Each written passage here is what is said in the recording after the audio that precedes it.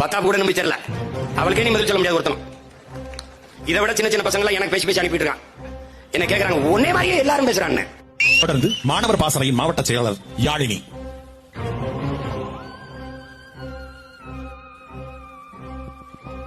தென் திசை தோன்றி என் திசையாண்ட தமிழுக்கே என் முதல் வணக்கம். இட மீட்சி போரில் தன் இன்னுயிரை நீத்து வீர மரணம் அடைந்த காவிரர்களை வணங்குகிறேன்.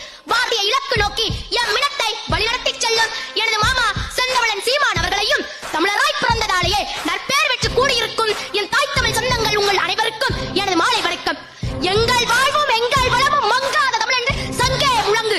எங்கள் பகைவர் எங்கோ மறைந்தார், இங்குள்ள தமிழர்கள் ஒன்றாக கண்டேன். திங்களோடும் செலம்பருதி கண்ணோடும் விண்ணோடும் முகக்களோடும் மாங்கல்களில் வற்றோடும் பிறந்த தமிழோடு பிறந்தோம் நாங்கள். ஆண்மை சிங்கத்தின் கூட்டம் என்று சிறியோருக்கு ஞாபகம் செய். முழங்கு சங்கே முழங்கு.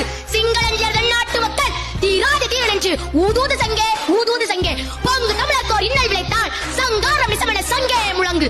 வெங்கொடுமை சாக்காட்டில் விளையாடும் தோழங்கள் வெற்றி தோள்கள். கங்கை போல் காவேரி போல் கருத்துகள் ஊறும் உள்ளம் எங்கள் உள்ளங்கள். பெங்குருதி தன்னை கமழ்ந்து வீரம் செய்கின்ற தமிழங்கள் மூச்சாம். என் தாய் தமிழ் உறவுகளே, நாம் இங்கு கூடியிருப்பது பெருந்தலைவர் காமராசரின் பெரும் புகழ் பாட எழுத்தறிவித்தவனின் எல்லையில்லா சாதனைகளை நான் எப்படி பட்டியலிட? தமிழ் வரையோர் ஐயன் திருவள்ளுவரை துணைக்கு அழைத்தேன். வாழும் வள்ளுவரே வந்தான் வள்ளுவன். நான் அகரத்தை முதல் வைத்தேன், நீயும் அதன் அடிவொற்றியே கல்வியை தொடங்கு என்றான். தொடங்குகிறேன்.